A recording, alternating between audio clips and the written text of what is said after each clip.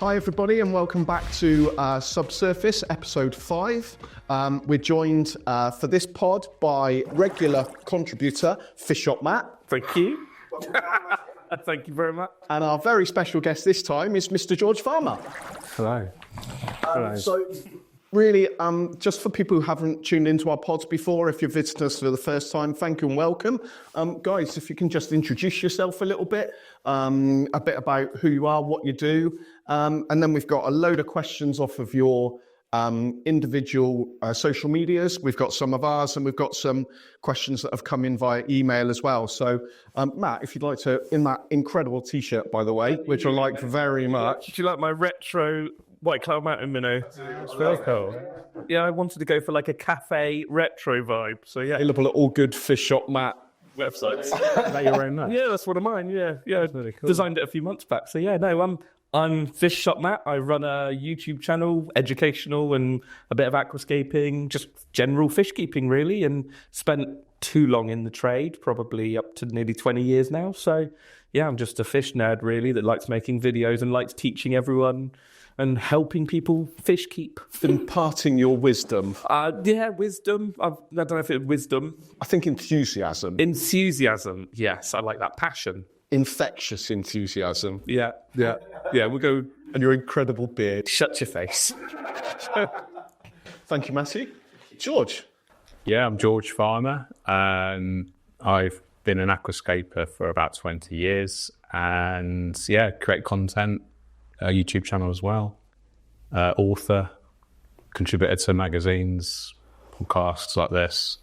And yeah, I just love part of aquariums and aquascaping, and a bit like you, just love to impart that knowledge and inspire people to connect with nature. Actually, that's my big thing is connecting people to nature in ways that they probably miss, and I think aquariums can enable that really well. That's kind of my vibe. Yeah, great. I think we've spoken on a few of the pods with a few of our special guests about how the role that you guys play in online content and sort of global impact or visibility of fish keeping, if you like, is just doing the hobby so much good, so much positivity. So I just think it's great that, scaping, and without wanting to blow smoke, I think you were at the forefront really of taking aquascaping from something that was very niche into, look, this is what you can do with aquarium gardening, for want of a better word. I think you were right up there at the forefront of it. So great job. No, thanks. Yeah, I was just obsessed really early on. As soon as I started with aquarium plants, I don't know why, something clicked. And I've got ADHD, so full on hyperfocus, went all in on there. I just consumed so much information. And then, yeah, the story is quite interesting because back in the day in the UK, planted tanks were a little bit, the methodology was quite backward when you look compared with other European countries and the States in particular. Yeah, for sure. So I'd go on the forums and I'd learn new techniques which were pretty much unheard of in the UK. This was like 2003, 2004. And I kind of got spotted by PFK magazine because I was like dosing nitrates and phosphates in my planted tanks. Doing what? Yeah, and this was like a big no-no. Yeah, that's exactly right. And like, what are you doing? You're going to get algae. I was like, no, because the plants need it. They're great. If you get enough light and CO2, they actually need more. And then PFK were like, well, actually, that makes sense. Why don't you start writing for us? And that kind of started the ball rolling in going from just a hobbyist into more professional. So I kind of side hustled. I was in the Air Force at the time and did, all my spare time was done on planting tank stuff. Okay. Yeah. And then, long story, maybe for another time, but decided to leave the Air Force and do it full time. And this, here we are, like 10 years late. Yeah, 10 years I left the Air Force, 10, 11 years ago. Into the global star that you are now? Well, global something.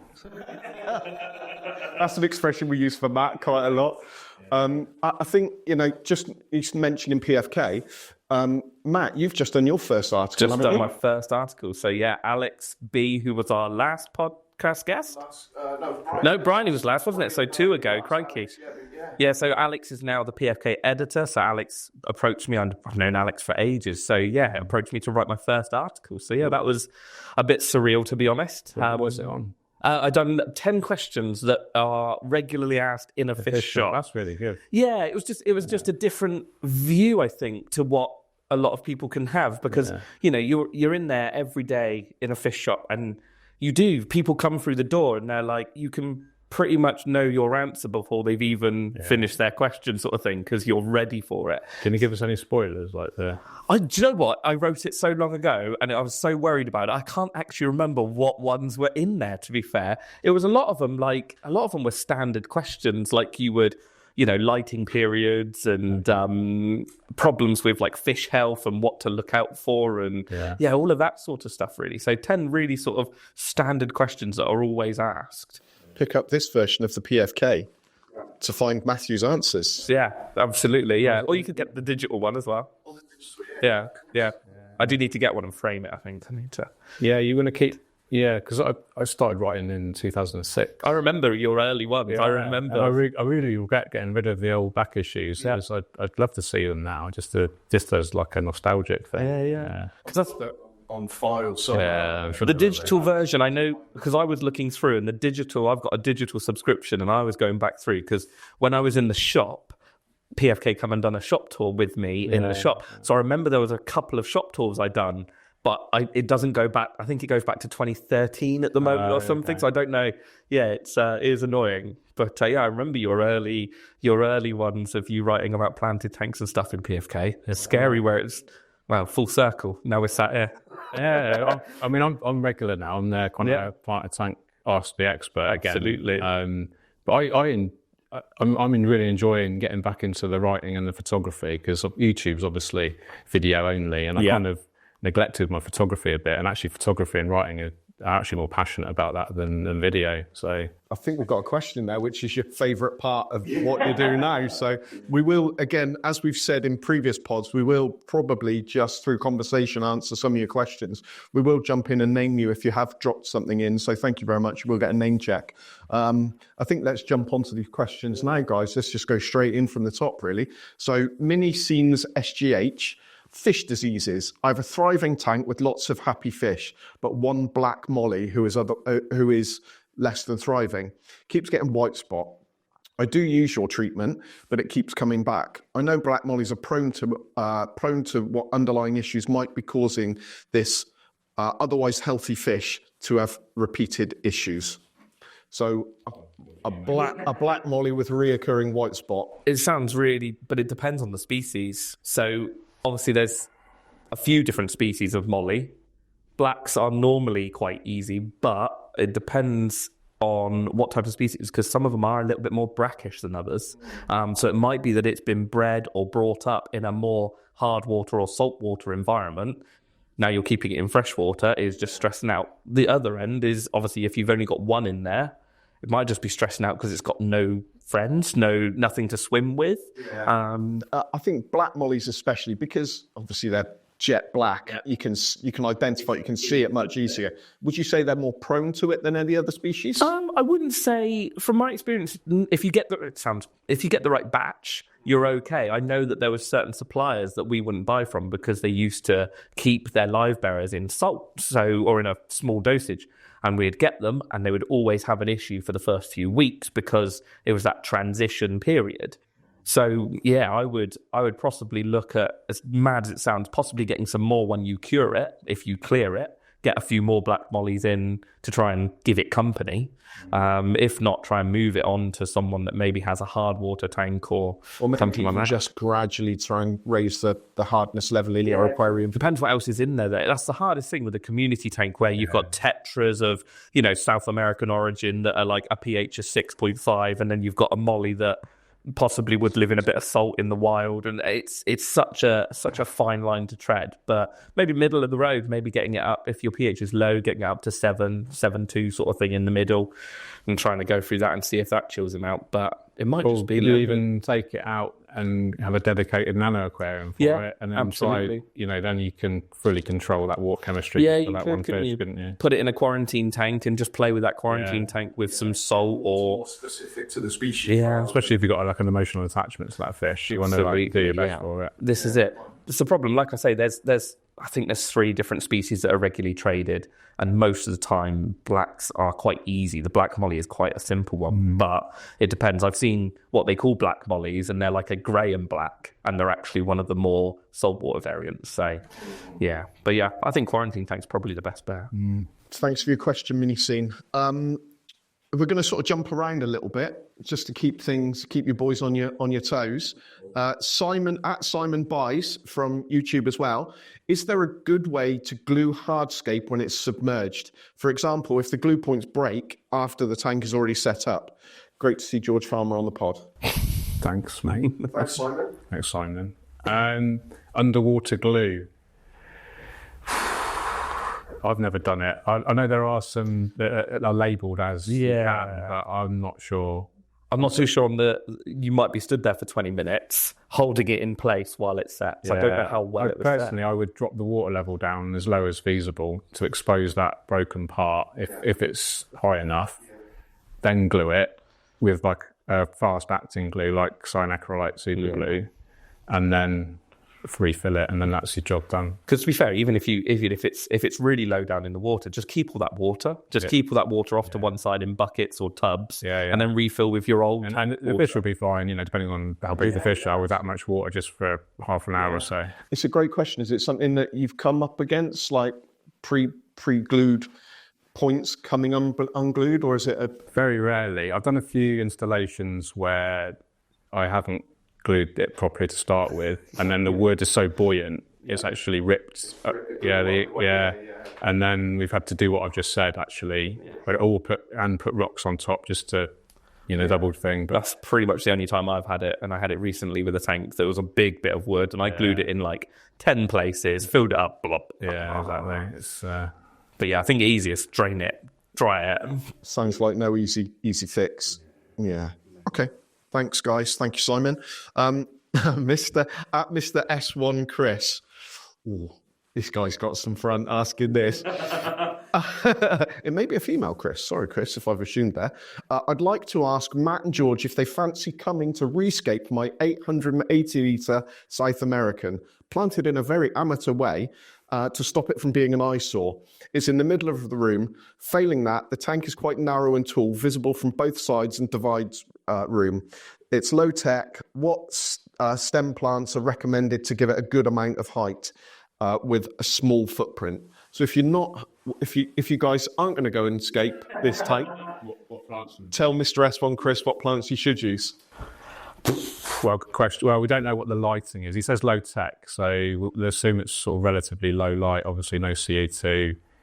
Most stem plants are going to struggle in the long term, especially the lower portions. Yeah. They're not going to be... I omitted to give you guys the dimensions of the tank. So the tank is 200 centimetres long, 80 centimetres high, and 45 centimetres wide. I would actually avoid stem plants. Yeah. I'd go for a really nice hardscape composition to give you the aesthetic, the high impact, and then just use easy attaching plants like anubias and ferns. It'd be the simplest way, because you can then gain height.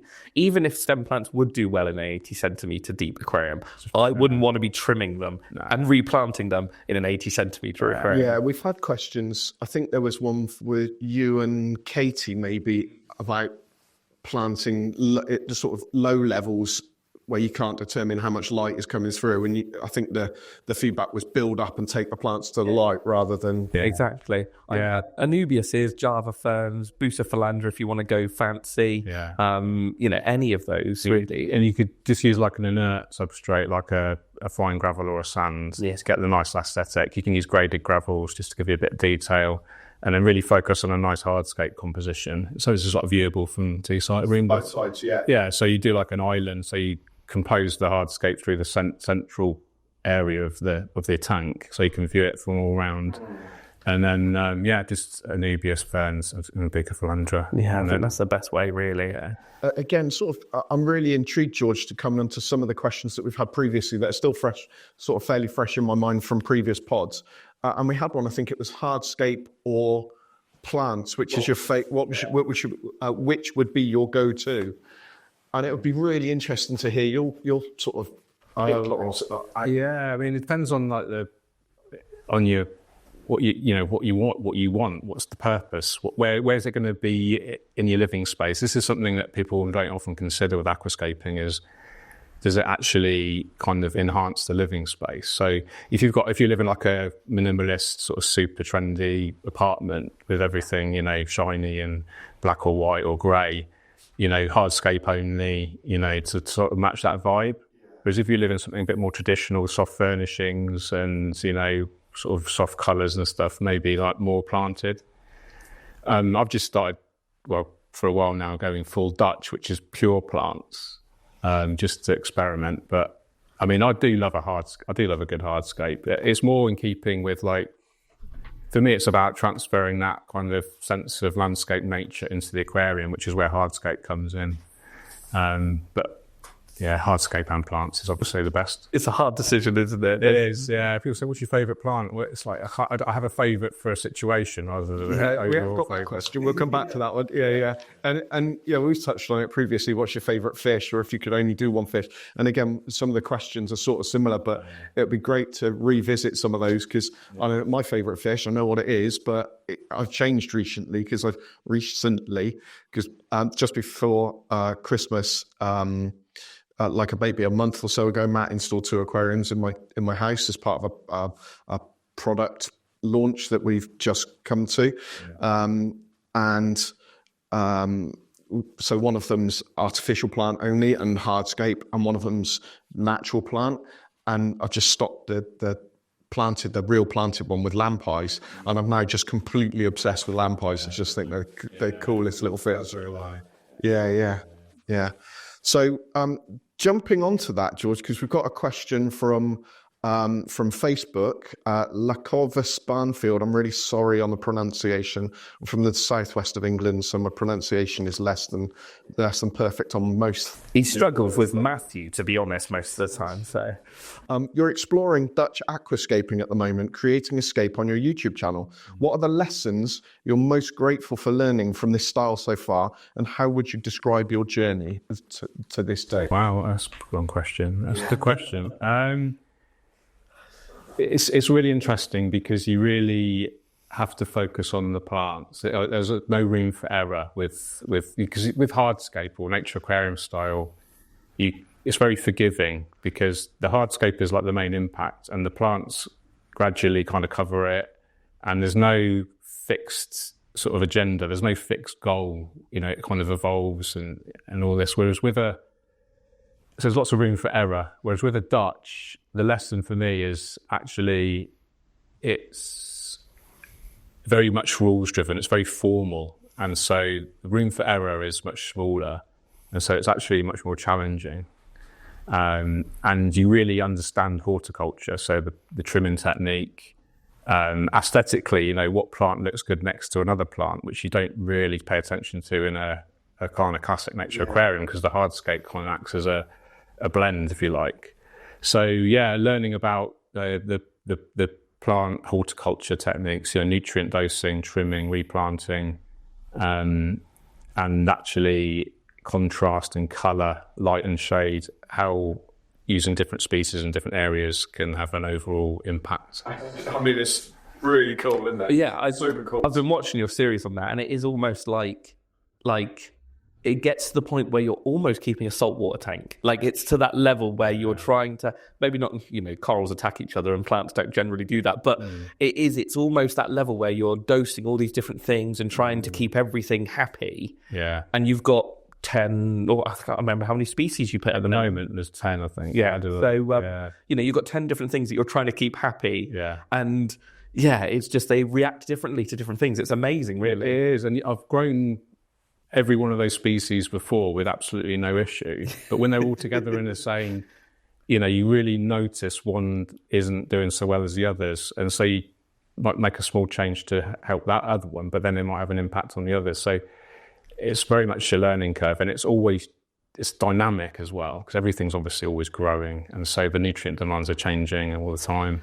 So it's fun, but you have to be really kind of OCD to really, if you want to get the best result. Yeah, to get it 100%, it's a challenge to try and pick something like, you pop an Anubias in the middle of that tank and it would be green and covered in algae in a week, wouldn't it? Exactly. Really, because of its slow growth. But I think the overall thing I've loved is just the fact of learning more, because I've been in the hobby like 20 years or so. I've always kind of shied away from Dutch because I'm not really into following rules so much. But I thought, deliberately put myself in an uncomfortable place, and that's where the growth happens, if excuse the pun. So this isn't a question that's come in, it's one that sort of jumped into my mind. So for the first time aquascaper, or the first time fish keeper, or early journey fish keeper, what 5 plants would you recommend, easy to keep but look cool? Is there a sort of top 5? Yeah, absolutely. Anubias, like Anubias nana, is a classic, or petite if you want something a bit smaller. Regular Java fern, Microsaurum terapus. Most of the crypts are really easy, and you've got all different sizes to suit different, foreground, midground, or background. Bucophalandras are really easy as well, and they're quite pretty. There's lots of different species. They've been really popular the last few years, haven't they? Really jumped up. I don't know who sort of gave them the popularity, whether it was yourself or sort of colleagues in the aquascaping world. They really jumped into the forefront of scaping now, haven't they? And they are really easy, and they're beautiful. And they're now produced sustainably rather than harvesting, because they only grow in Borneo, which is under threat from palm oil production. So it's nice to be able to get them produced sustainably in greenhouses and in labs. Yeah. But Anubias, Java fern, crypts, Bucophalandra, and then good old Amazon swords or Valles if you live in a hard water area. Yeah, they're probably the go-tos. Yeah, they're easy. Stem plants as well. We've, sort of Hygrophila. Yeah, exactly. Sperma or a Limnophila maybe, or something like that. Yeah. Yeah, it depends. I used to like Kabomba. You just don't see it. I think most of them are illegal in the UK now. I think invasive, aren't they? Yeah, I think you can get the red one that likes to melt, and that's about it. Yeah. We had a sort of conversation yesterday, which we won't go into because I don't want to spoil a future thing. But yeah, Kabomba and a few other things, other older sort of plants were mentioned in that. Alodia, Kabomba, all of that. Those top 5 plants that used to be there in the 90s. Because that was all that you would get, wasn't it? You'd get Alodia, weight in the bunch, covered in algae, and the weekend staff, their first job when they came into the shop was rebunch the Kabomba, because it was just shredded. You'd literally spend one weekend where everyone would be delving their hands pulling it out, and you'd just spend your Monday morning would be one night counting out stems of Kabomba. 7 stems. That's it. Oh, we were 9. We were a bit more there. Yeah, we obviously. Taunton Fishkeeper didn't know they were born, did they? Yeah, there's 7 in Bristol. Brilliant. So going on to, sticking rather on plants, Willie WD, I want to know, George, what are the plant names you used in your famous crypt tank? I wish you all the best, both. Oh, cheers. I think he means the tank that I've got running now still. The big highline. Yeah, it's a mixture really.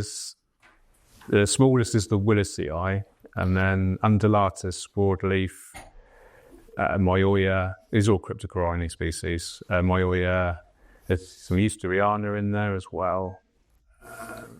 Wendetii green, Spirus red. I think that's it.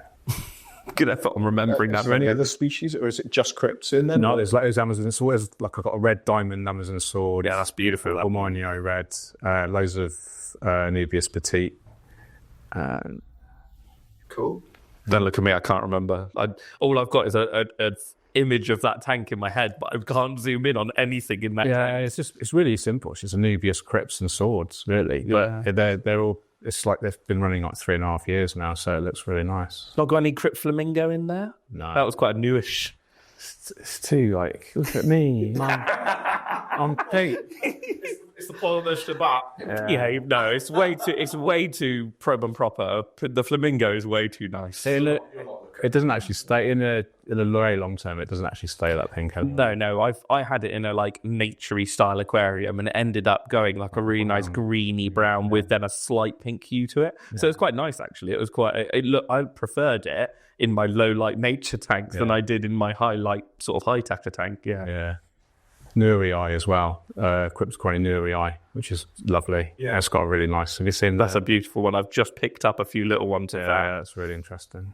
Cool. I hope that helps. On to Liam. It's either Liam Reading or Liam from Reading. My question for George would be, is it possible to use aquasoil and liquid ferts in non-CO2 injected aquarium without it turning into an algae farm? Yeah, it is. At the right level, I guess. Yeah, just a lot of aquasoil will leach ammonia, so the nutrient uptake from the high light and CO2 injected tank will kind of deal with that ammonia quicker.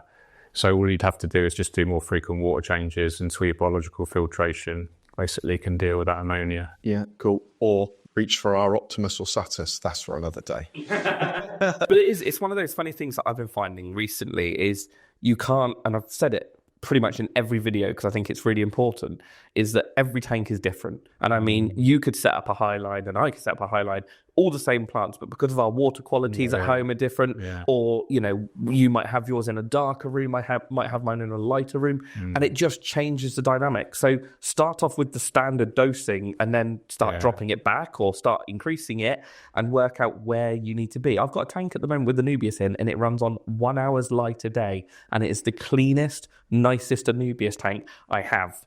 And all the Anubias is still growing because it's in quite a bright room. If I have the light on for any longer, it goes mental. And every tank, you just want to start refining your tank. Don't just set it to the 8 hours that someone's told you and just there you go, or 2 pumps of this and 1 pump of that because the bloke in the fish shop told me. Start watching your tank and actually evolving what you do with it. That's a really good point. The key, I think, to any success, especially as a beginner, is not, if you see a perceived issue, don't overreact. Don't change too many things at once. Just change one parameter at once. Observe for 7 days. See how that impacts the overall thing, and then maybe change another one and do the same. And gradually, and just by your observation, you'll start to learn your tank. You'll speak the language of the tank, and it's not about like reading the numbers per se, although they're helpful. Test kits are obviously helpful, but it's only real kind of observation that you'll get the experience and the knowledge to succeed, I'd say. Yeah, seeing that first tuft of hair algae appear on a bit of bogwood and not waiting 6 months until the whole thing is covered and then go, I might need to do something about that. I need to think about that. Yeah.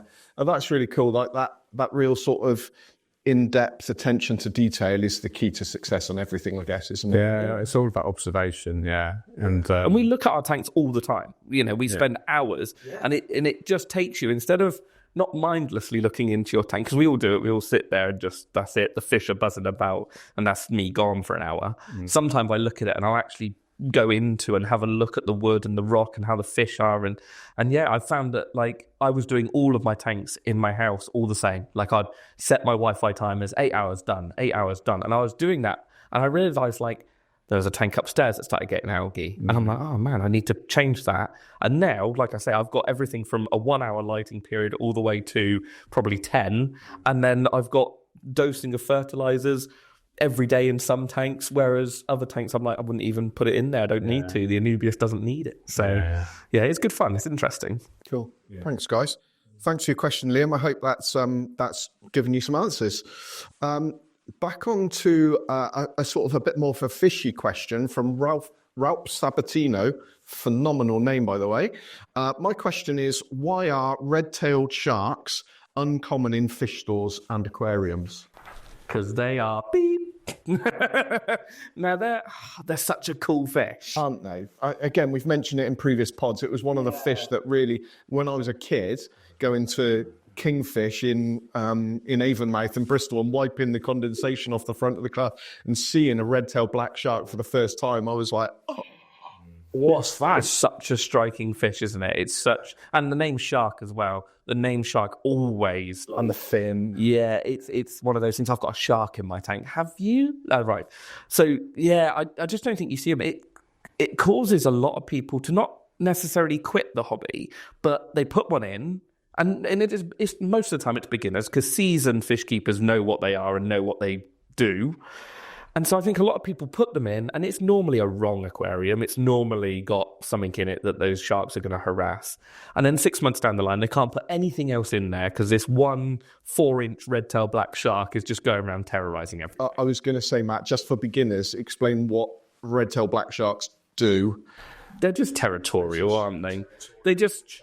Yeah, and in the right tank, they're gorgeous. In a bigger tank with bigger fish, they're a brilliant fish to have in there. But as soon as you try and mix them in with that, that community of small neons and guppies, and there will be people out there that'll be like, I've got one that's absolutely fine. Because they are, and it's territory. If you've got loads of rock work or loads of pipes or whatever that they can hide away and they can call an area theirs and everyone else has got an area to get away from, it does work sometimes. But there's such a almost Marmite fish where they can go, it can be love or hate. And yeah, I think, and they turn on a click bad mood day, don't they? All of a sudden they'll turn from being great to just bullying, harassing everything. Yeah. So I think it's right. I think it's right for a lot of fish shops not to stock them, because a lot of beginners don't like being told no. When they come in and they go, I want one of those. And you're like, what have you got? All guppies? I probably wouldn't. They always feel a bit, it's a really hard thing to do in a fish shop, telling people no. They're saying no to a sale. We're doing it for you. We're doing it for the welfare of the fish, the welfare of your tank. But people don't like being told no. And, I've got a story that, no, they won't watch it. My auntie and uncles, my cousins might, but my aunt and uncle wouldn't take that answer from me at one point many years ago, and they ended up going to another retailer who was like, yeah, you can have 2 red-tailed black sharks in your 100-litre cube. And then 2 weeks later, they came to me and they're like, so we got 2 red-tailed black sharks, and one's hiding all the time now, right? And the other one's chasing everything. Yeah. And that's what happens. And sorry if you're watching. But it does. It's easily done. You go into a fish shop, you think know what they're doing. Oh, I have 2 of them. Because they're small and they don't look aggressive when you've got a big sort of shoal of them in a tank. Yeah. Do you know what? I think that would be a great looking fish only tank, or a planted tank with just a huge shoal of red-tailed blacks in it. I'm sure it would be carnage would ensue, but it would look great for us. I don't know how. I think they're extinct in the wild.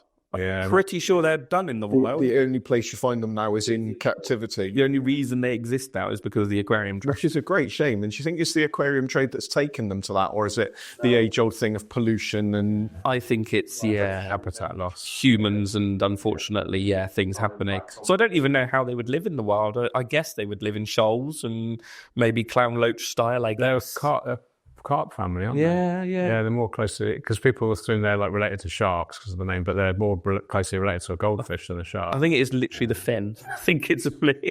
And the torpedo-like body, isn't it? Yeah. But I mean, cool-looking fish, but have a bit of a chip on their shoulder. Yeah, I think if you've got the right tank and you set out with that in mind, you can have one and it'll be lush. But for 90% of people, it just causes fish shops hassle. Yeah, and fish keepers at home as well, because, like we said, they look great, but they just have a bit of a temperamental nature to them. On to another question from Facebook, from Cara Thompson. Thanks for your question, Cara. In your opinion, what makes a good substrate for planted tanks, and which ones would you recommend for beginners? Oh, what makes a good one is one that you can afford, looks good, and grows plants. Yeah. At this point, we have to say that, we're open. If you want to name particular products, knock yourselves out. If it helps these guys at home to create what they want to create, you can brand it up, guys. I'm absolutely happy with that. Okay, cool. So budget, think of your budget first. So at the higher end, if you've got, a fairly good budget, then go for an all-in-one comprehensive soil. So something like Tropica aquarium soil or a aquascaper soil. Only kind of caveat with that is that you can get an ammonia spike for the initial couple of weeks. So just test your water before you add any livestock. Also, if you're having like really digging fish, that can cause an issue because they kind of cloud the water significantly. That goes with any substrate that can potentially cloud. If you're more on a stricter budget, just go for like a nutrient-rich base layer. So something like Tropica plant substrate, which is like a special mix of peat-like product. I don't think it is peat, but peat-like products and other bits and bobs to supply loads of nutrients. Then you can cap that off with a fine gravel of your choice. Like 50-50 rather. Yeah, even less than that. It's like a 1 centimetre layer. And then you can just top it off with whatever you fancy. Just like a compost, isn't it? I suppose. Yeah, if you want to put it. Yeah. And then you can target feed individual plants like crips or swords with nutrient-rich like root tabs, which is useful. You can go like plain gravel will grow plants, and especially if you're using a lot of attaching plants where they're not obviously going in the gravel. But if you're dosing liquid fertilizer, actually the plant can get enough nutrients just through its leaves. It doesn't have to get loads of nutrients through its roots. So it is, there's lots of options. Anything to add? No, I think you've covered it. It's fairly simple, isn't it? Well, The sort of substrates that you've been mentioning, will they capture, so if you're adding a liquid virus into the aquarium or whatever, for want of a better phrase, will that substrate capture it and then release it to the roots as well? A lot of them are clay-based, so they have a really high cation exchange capacity. So an excess of nutrients before the plants can use it will get sucked into that substrate, and then they can release it to the plants. So, yeah. But no, there's not much more to add. It depends on your setup, doesn't it? Yeah. What you want to aim for. Yeah, so think about your aesthetic. What look do you want? Some people want to plant and hardscape fully, so you don't even see the soil. Some people want to have like open areas, so you might want to use a plain gravel or sand for that. But yeah, I mean, there's so many great products. You can't really go wrong. There aren't any like bad products. I'd just be mindful of some people like to use sort of regular garden soil and then cap that off. That can inherently give you some potential issues if you're not experienced, and there's a lot more chances for that to go wrong. There's less like there's no quality. Well, it's less specific, isn't it? You're using a generic product for a specific reason, and it's not built for that specific reason. So it's for that. Yeah, it's always a bit of a worry. I'd say if you want to play around and you don't mind your tank possibly being empty for months, then you can go down that route. But it's great in a week. It's such a hard decision to make. But no, I don't tend to use any of that. Most of my nature aquariums are just sand and tablets pushed into where the plants are going to be. Just keep it easy. Cool. Thanks, guys. Another one from Cara. For someone new to fish keeping and aquascaping, is it okay to use fake or silk plants until confidence starts growing, or is it better to learn about them both at the same time? Okay, if you can afford them, go fresh plants straight away. But just start off with really easy ones, and then buy like a big selection. To your top 5. Yeah, In a minute ago. And don't be afraid to experiment, and then just see what works for you, and then that, and then you can get more of that. But don't be afraid to experiment. I wouldn't, if you can avoid it, don't get plastic or silk plants. I think there's a place for those, isn't it? And if it's maybe not in an aquarium, if you a fully planted aquarium, if you want to, reach the end goal of something like what you guys produce, it's about learning what you're doing rather than sort of winging it a little bit and putting a bit of fake in while you learn. It's maybe learn before. The potential issue with not planting fully is if a planted tank either works really well if it's fully planted, or it's best to have no plants. Because if you only have a few plants, they just tend to get covered in algae.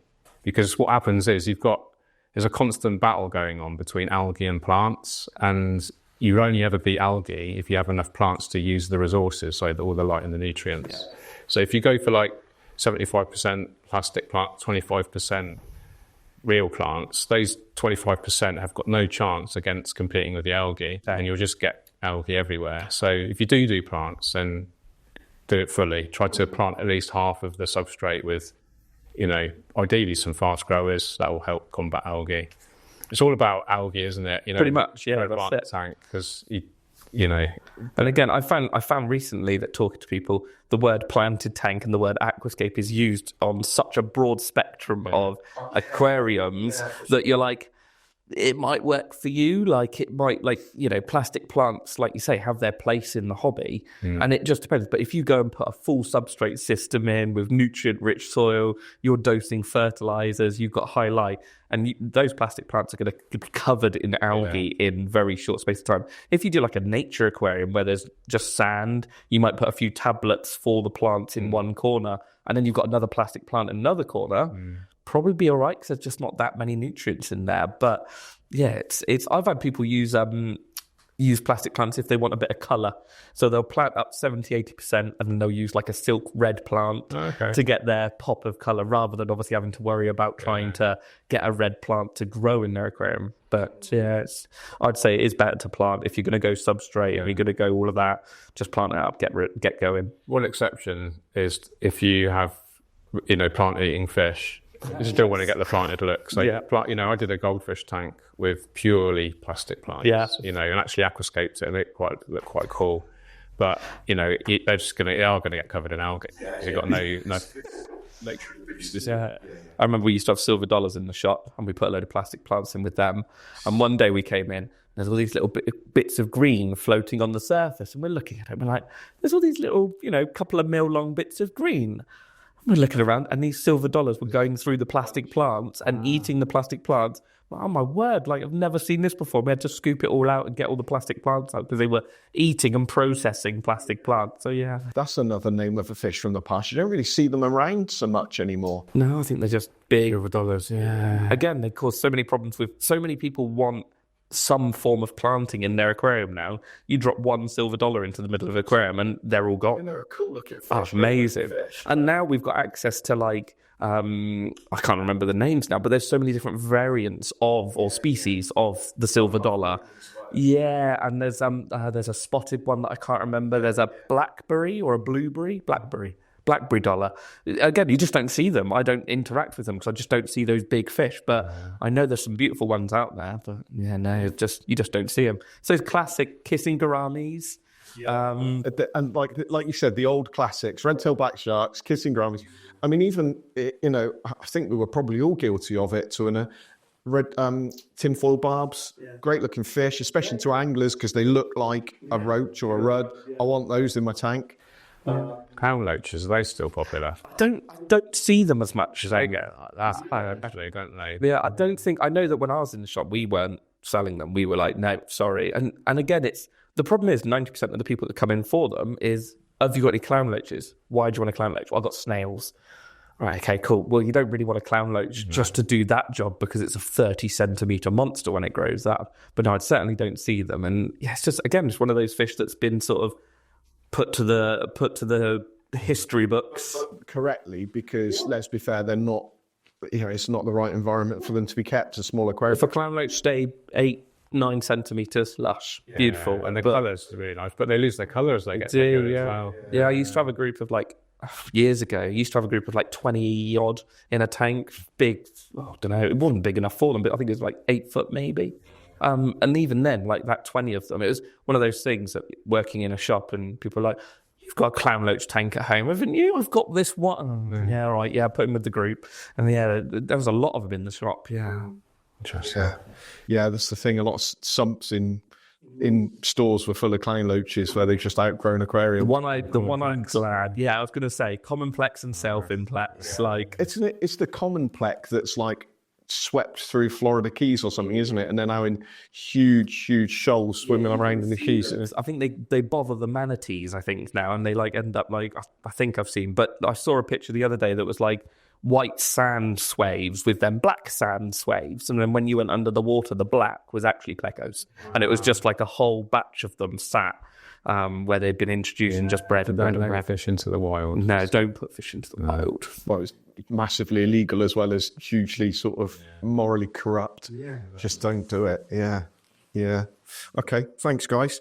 On to a question from Matt's socials. Tom/Q. If you don't mind, I wanted to ask you something. I recently came across a post online about fish TB and its transmission to humans. I'm a bit worried, to say the least, and I'm now worried I'm going to get very ill or die. Am I being totally mental, or is there anything I should be worrying about? Is this something you've come across or have personal experience of? I actually saw this post as well and thought, oh, this is going to cause some... It's one of the only things that can be transferred to humans from fish. Yeah.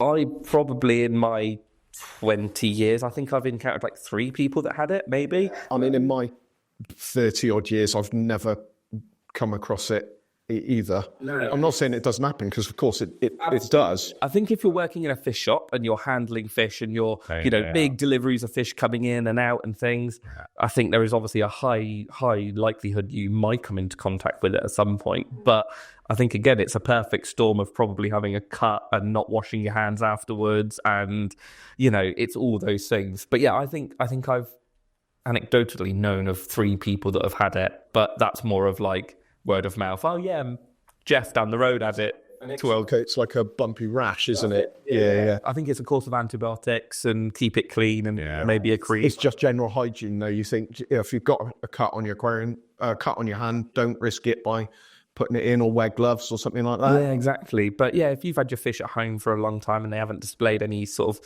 anything bad, then I don't think. I was really like. Sounds bad, but I would, I'd have my hands in tanks, and then I'd be... When you're working in a fish shop, you get quite, like, lax with it, don't you? And even then, like, I remember rubbing, I think it was an elegance coral, or was it an anemone? I picked one up and bagged one up for a customer one weekend. Always used to wash my hands afterwards because they were slimy and horrible. I think it was an elegance coral. And anyway, I went afternoon, I was like, oh, I just rubbed my eye. And all of a sudden I was like, oh, and my eye went red and went, whoop. And I was like, oh, and I assume I rubbed some sort of stinging cell or some sort of horribleness. I've heard more issues coming from corals than I have from fish TB for sure. Yeah, absolutely. And I think, there's more people that get stabbed by a Corydoras spine or, things like that. But I wouldn't worry. Like, I've never worried about it. Like, just hygiene. Absolutely. Wash your hands thoroughly after doing it. Have you ever come across anyone that's had it? Or? No, I've heard about it, but never that's it. experienced anyone that's had it. No. I think there's a post on a forum recently of somebody's hand with a rash on, and it's obviously caused a little bit of concern. So, just hygiene and wash your hands. Don't touch your fish. Don't lick your hands after they've been in your tank. Cuts on your hands. Yeah, just be a bit mindful of it, really. Okay, Darren Herring, what's a good starter size? Not too big, not too small. Is there a Goldilocks? I'm guessing this is to aquariums, so let's go for an aquarium. Personally, I would, as a beginner, I'd think 60 litres is a good start. That's like a minimum. Yeah, because you've got enough space to create something lovely. You've got a fairly wide selection of fish and shrimp and stuff that you could put in there. You can get really cost-effective nano kits now as well. But I would, as a beginner, probably just go for shrimp only in those. But 60 litres for a fish tank, I would say. I agree. I think it is because there's so many companies that produce that size in a decent model. Yeah, it's a pretty much a range of budgets for that size as well. Yeah, but the bigger the better. And I think that's always been...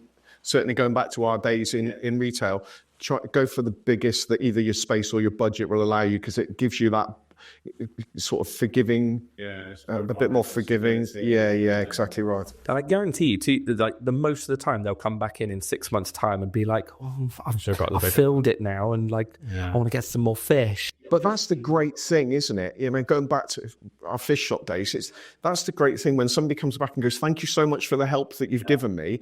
I now want more." Yeah. And it's, it goes back to you guys and the information that you're giving and the inspiration that you're giving online. Because, most people, let's be fair, that's how people are consuming information now. PFK have got their online edition and their online forums and stuff like that. There's so many forums and sources of information out there. I just think it's great that people are staying in the hobby and passing through it and increasing the size or increasing the amount of aquariums. because it's just such a cool hobby, isn't it? Let's be fair. The health benefits, the mental health benefits, just everything that comes with an aquarium. It's just, and even now I've got 18, 20 aquariums at home, but I can still sit in front of one of my aquariums and just sit there and just. Do you still have that, George? Are you so, it's obviously your job to create these masterpieces. Do you still get lost in it? Do you still get the opportunity to just sit there and go? I've set my living space up now, so I've literally got a big love seat with my big tank in front of it, and then I have 2 smaller tanks, and that is designed for that purpose. It's just to sit and chill out. Because I did used to spend a lot of time obsessing about making it look as good as I could, or figuring out how to deal with that tiny issue rather than enjoying it.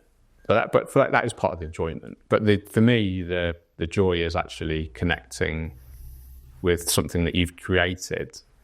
You get such a reward. You know what it's like. So you kind of play God in a way. You're creator, right? You've created this little underwater universe, and it's up to you how it kind of turns out. Obviously, nature itself has the upper hand, but you have the guiding hand, and it's kind of up to you how, it's your responsibility to how healthy those fish are, how healthy those plants are, and when it looks good, it's just so rewarding, and it's the best hobby. I think it's the best hobby in the world. Oh yeah, there's nothing quite like it, And it's so different for everybody, isn't it? Somebody want to, as you said, connect with nature and create this incredible scape and underwater garden. And some people, get really motivated by their small aquarium full of fluorescent ornaments and plastic plant. But that's great. That's as great as that. There's nothing wrong with any of it. No, absolutely. And that's the great part of it. There's no right or wrong. I think, that's the champion phrase for keeping fish. Exactly. As long as the fish are healthy, and you're healthy. You're not, some people do, overspend and get in trouble, and get so obsessive that they're neglecting every other part of their life. But, so it is a balance. You're absolutely right. I'm dealing with people coming into the stores that I've worked at previously, and they're just so attached to their Blackmore or their, specific fish, and there's something wrong with it, and I've let this animal down, and they'd be crying in the store going, what have I done? Help me make it right again. Yeah, you do. Yeah, they're living entities and they're under your care. So it's good that you have that attachment, because it's a responsibility. Yeah. They're not disposable ornaments. No. That's the worst thing. As much as you see 100 neons in a shop window or in a shop tank, they are all living animals. I think that is is easy to forget sometimes for some people. It's it's like you say, it's creating a world, isn't it? It's a little ecosystem that you need to control and look after. I think what I like to do, and you're probably the same, Matt, is change that. There's still this kind of general public perception of fish tank is just something with plastic ornaments, fluorescent gravel, tends to get neglected. It becomes a chore to look after it.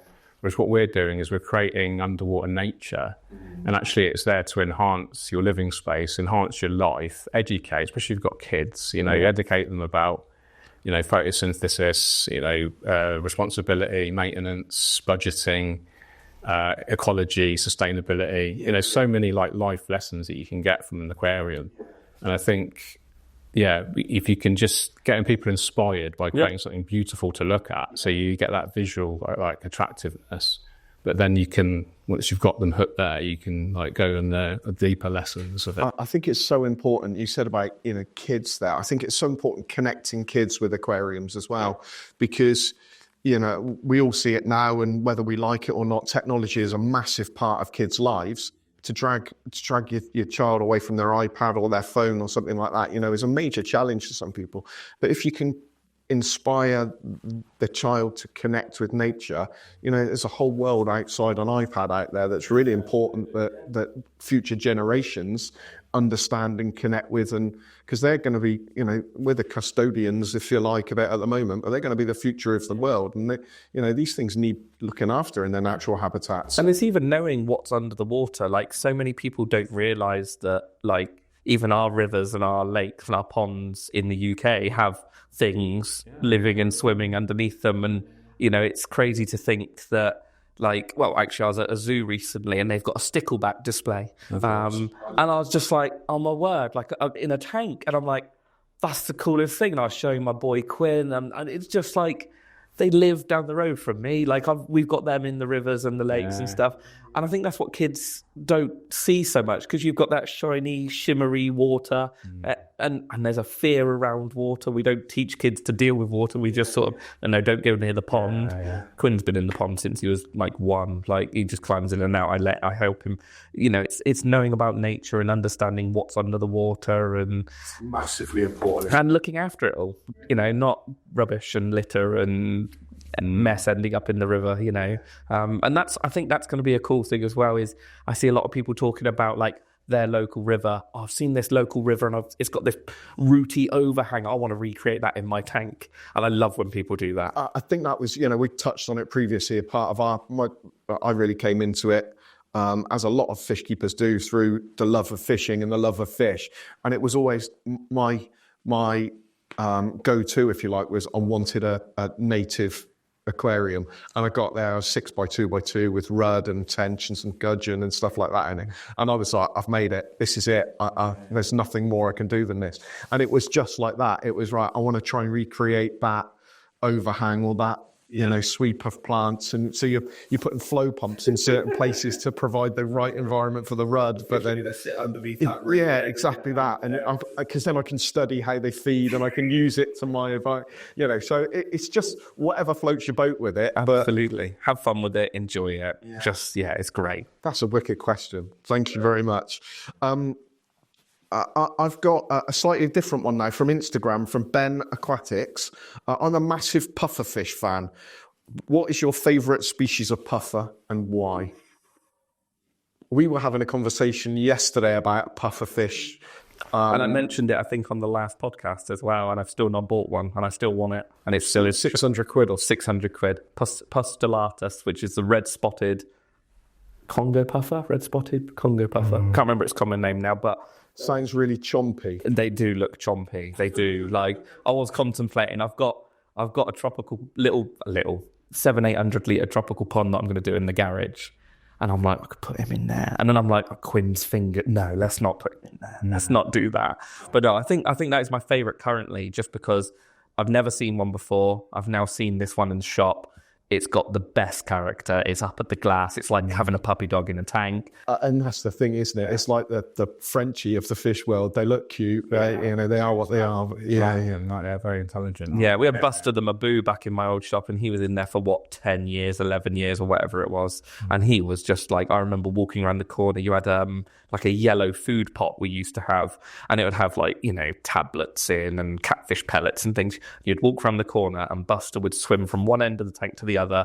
He'd go up against the glass and he'd swipe his tail. Water would go everywhere. Oh, he was just such a dude when he used to do that. And you could tell he got older and older as he was getting more tired, because he stopped doing it or slowed down on doing it. And you're like, oh, mate, you're getting old. Why are you looking at me? Because you are. It's the grey, Dave. It's the grey. I dyed it. Yeah, but yeah, I think all puffers are cool. Dwarf, like the pygmy puffers. I like the sea puffers. Yeah. They're really voguey as well at the moment, aren't they? I mean, they're cute, aren't they? They're really cute, and you can keep them. Our favourite TikTok and Instagram lady that I don't know her name, from Blackburn Nature Pets in Australia. She called them the other day. I think a lot of people could, but she called them murder beans. I think on when she was doing a little video, and it just made me giggle. And I think a few people call them murder beans, but they do. They look like a little kidney bean, just going around really angry. They're cute. Yeah. No. Thanks, Ben. Fantastic Aquatics. Absolutely fantastic. Big fan of both George and Matt. This is my question. Where do you see Planted Tank Hobby in the next 5 years? Ooh.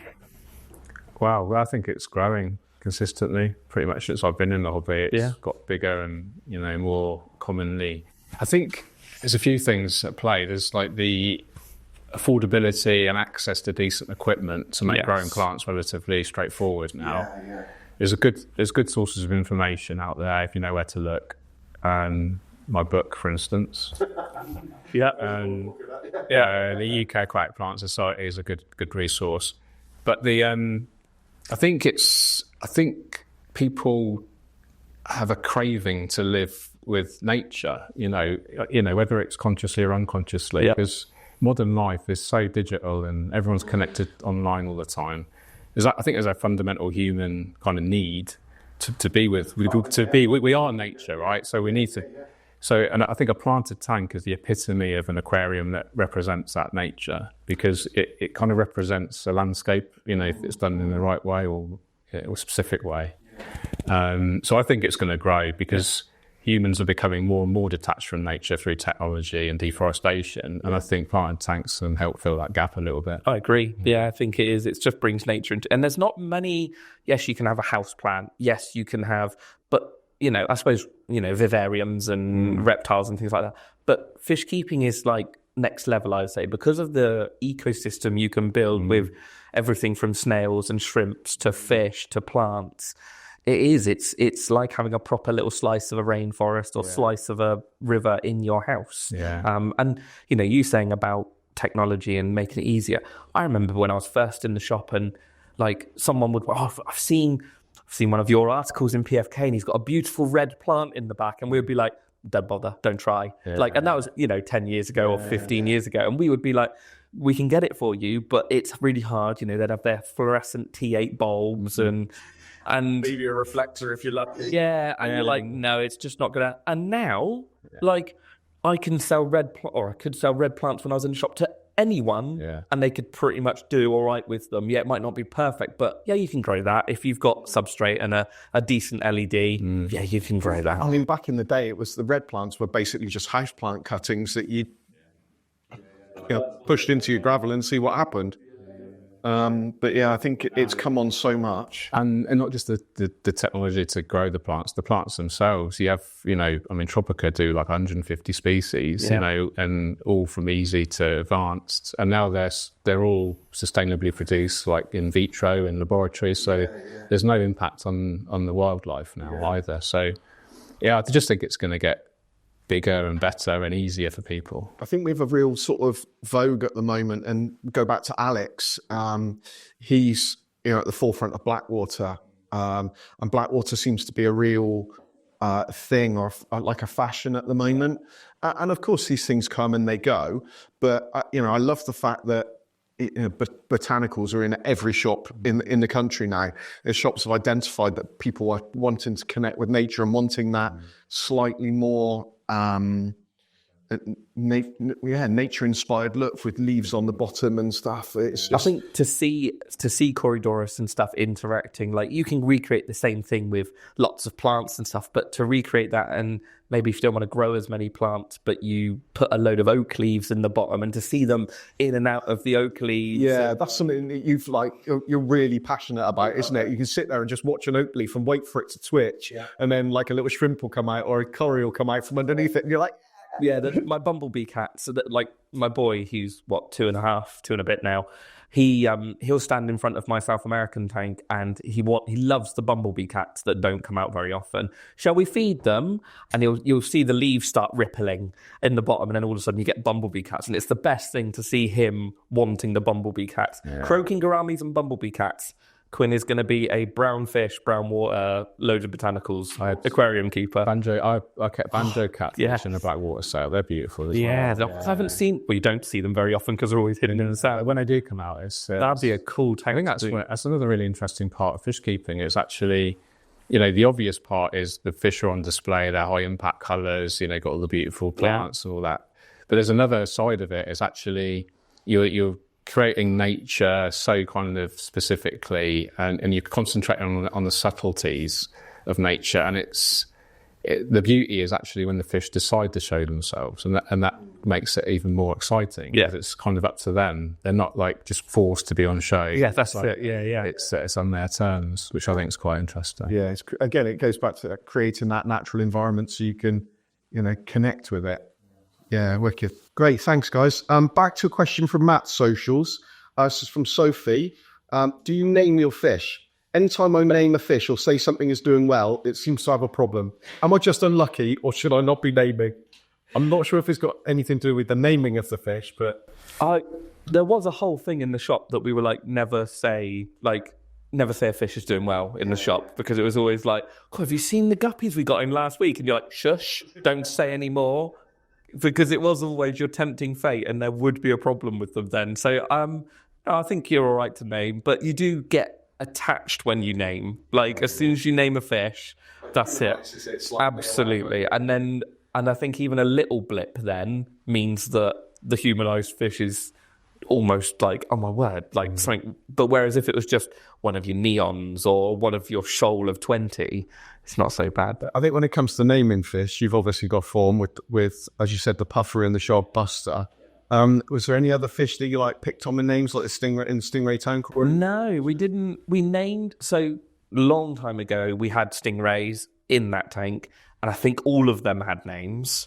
Then the system burst, and we had to move all those stingrays on. One of them stayed, and that was Raoul, the Matoro stingray. He was a dude. He was like a sandy beige colour. He was a bit of an odd colour for a Matoro. And we had him, and then we had Buster the puffer. But other than that, Chad the chagoy. We had a chagoy koi. Chad the chagoy, he was a dude. But yeah, it's always the big, characterful, personality ones that you're like, yeah. It's okay to name your fish. Cause many farm if you don't. I name all my fish. They're all called Bob. 1, 2. That's it. I remember if you do name your fish though, I do remember a lady coming into the shop once and going, I need a pool fish. And we were like, sorry, a pool fish? Like pool as in the name pool? Yeah, pool. I don't know what a pool fish is. I don't know what you're talking about. And it took us ages and ages. And she's like, well, my husband always called him Paul, and I just thought that was his name. No. And it turned out it was a bristlenose pleco. But they called it Paul, and she was adamant. She was like, no, Paul fish. I'm like, no, we don't sell a... Probably most people who spend time working in shops have had to say, one of the places I used to work in, just south of Bristol, and it was really sort of specific to that area, South Bristol especially. Somebody came into the shop and asked for a Paul Daniels. Have you got any Paul Daniels? And I was like, I don't know what that is. Like you said, you've had Hermans. But I want some Paul Daniels. I know what they are. Yeah, it's a Pearl Daniel. Yeah, I do. That's like a Bristol accent, turned it into Paul Daniels. That's amazing. That is great. Yeah, brilliant. Yeah, no, name your fish. Have fun. Yeah, thanks for your question. The average scaper. I'm looking forward to this one. My question would be, what are your favourite fish books? Oh, mine's definitely Nature Aquarium World Book 1 by Takashima. We were chatting about that last night, and that came up high in our list. So it has like transformed the hobby for me. Absolutely, yeah.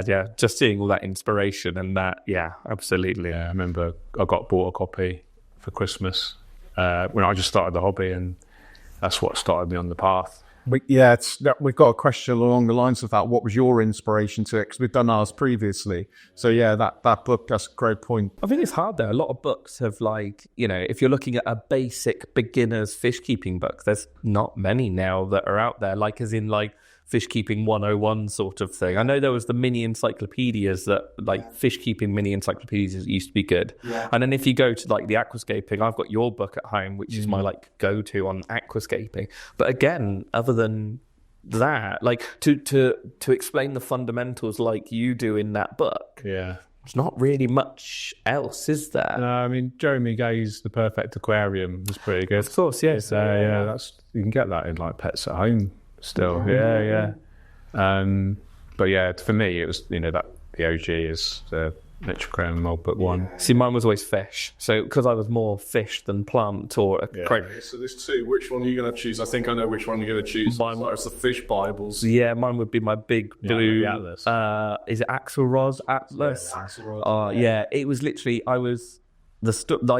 I've never had that book. And it was just. It's like that thick. It's A4. It's a massive one. And I was on the Isle of Man on holiday, and the local little pet shop had all their books, and they were like, "Oh, we're selling off all our books." Wow. And they were selling that for next to nothing. Yeah. And I picked it up from there. And that is, you can just flick through, and there's just random killifish and random plecos and all it'll have is like a scientific name, possibly what it ate, the temperature, and you're like, it's such a small amount of info for this, but you can just flick through. It's like an Argos catalogue of like just. Yeah, and they say that's what it was. That's like fish house managers or trop fish managers. You're going like you get your fish lists come in from all around the world, and you go, oh, I've never seen that before.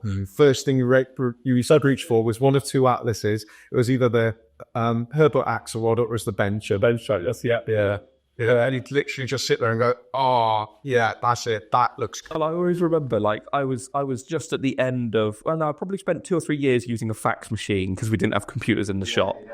So I was the same. You have these lists come in. You're like, oh, can you fax me over the list from Miami or fax me over the list from Peru? And it would be like a 10 or 15 page list of Latin names.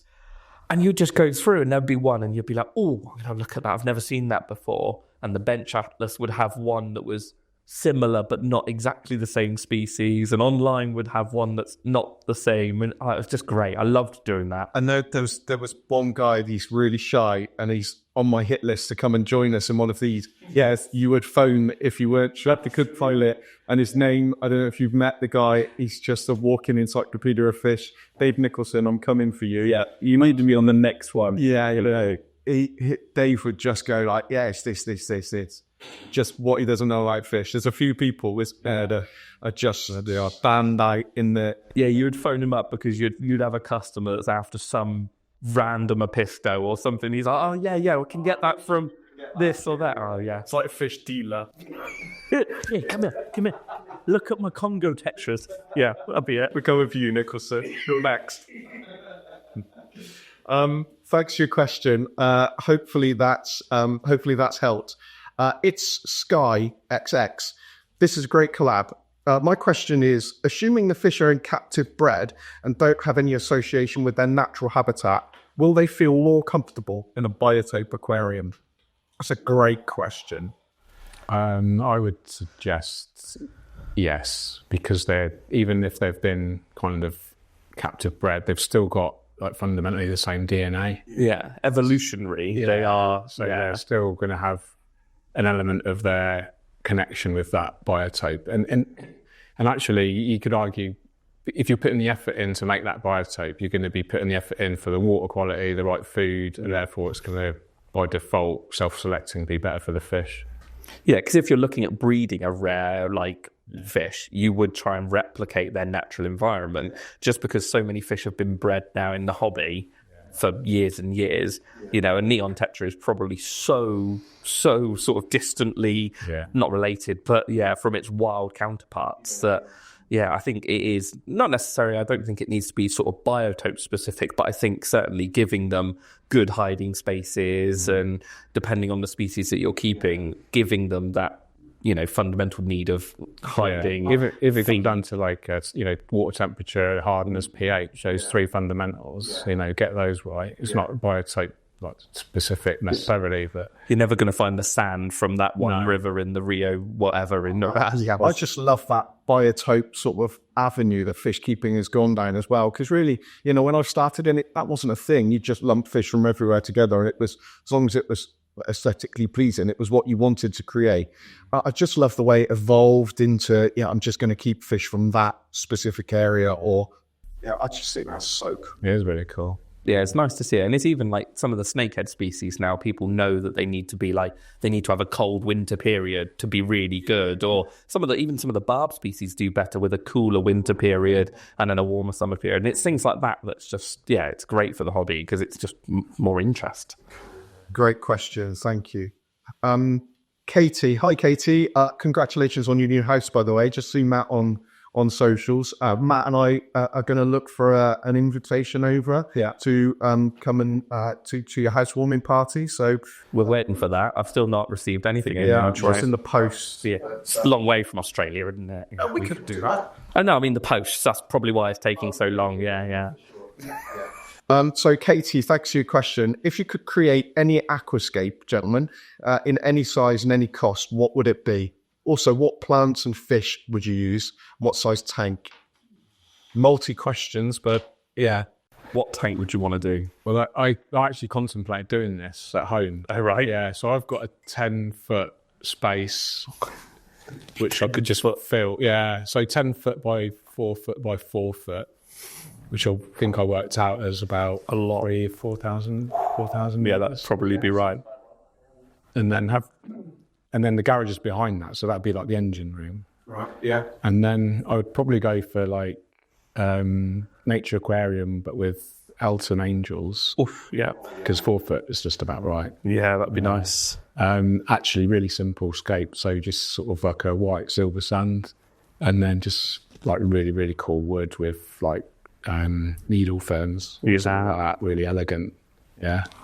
Yeah. Sounds. And 10,000 cardinal tetras. That sort of question that came into my mind earlier. What's your first fish that you reach for when you've created your scape? You're happy with your garden. You're happy with what you've created. Have you got a go-to fish? Would it be a cardinal? Would it be a rummy nose? Would it match the different? Yeah, it depends on the scape. So you can look at it from and you come at it from two ways. You can actually think of the fish first and then scape according to that, or come up with a scape and then match the fish to the scape. So in very simple terms, if you've got a lot of vertical elements in the tank, so if it's a tall tank or you've got like vallis or swords, go for like a deeper body fish, like a barb or tall tetra, or angelfish for bigger tanks, or even discus. But if you're going for like a sort of longer sort of panoramic style, go for like a more slender fish.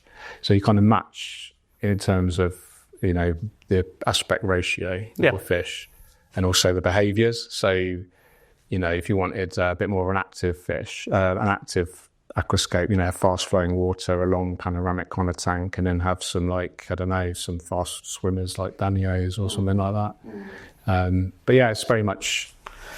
It's such a hard decision, isn't it? Yeah, what do you do now? What's your dream tank and stuff? There's too many, if I'm honest. There's just too many. But I think there's probably answered differently. This question has probably come up before, and my mind goes, and I'm like, oh, this. And like we've said, it's just a journey, isn't it? Yeah. Keeping from one day, you can have a favourite fish. Absolutely. Next day, it's something. Yeah, you walk into a shop and you see a rainbow that you haven't seen for 6 years, and you're like, oh my word, I forgot they existed almost.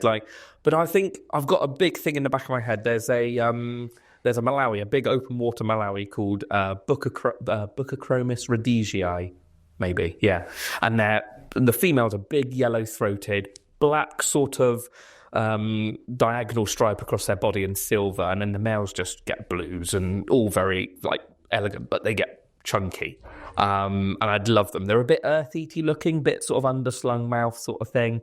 Just love them. I think they're cool fish. And then I'd probably team them up with some big living stone eye, predatory Malawis sort of thing, and have a 2 or 3 meter long tank with just predatory Malawis. I think that'd be cool. It's not really been done that much. You see a lot of the Malawis sort of in smaller, and Katie would like that as well. You prioritise sort of behaviour or aesthetic, or is it a mixture? That'd be, I'd probably do behaviour on that, just because I'd want to feed them all the same foods, and I wouldn't want to mix a load of Mabuna in there, because they'd probably the babies would definitely get hunted, and the food would just be a nightmare to try and get it past these big Buccochromis.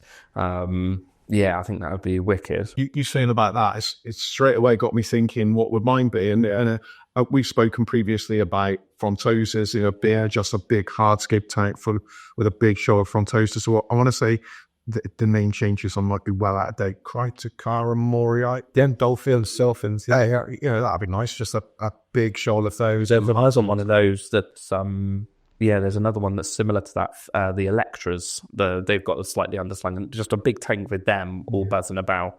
But I think a lot of the open water Malawis that get big do get sold sometimes into smaller tanks. And if you give them the space, like Dimdiachromis, which is the eye biter with the big pointy face. I remember I think my brother-in-law had a group in a 600 litre tank, and he just had 5 or 6 of them. And they just used to sit in the middle of the tank and were just so angry looking. We've gone down the cichlids route for Kate. No, it's maybe because it's her asking the question, maybe that's why. But there's so many cool tanks, like a big planet tank with cardinals. There's Bulon Gerochromis microlepis, the world's largest cichlid, the emperor cichlid. They get 1 meter long and they live in Lake Tanganyika. I was going to say cool. Yeah. And I've seen videos of them in the wild picking up turtles and swimming off with them. No, you're not staying here.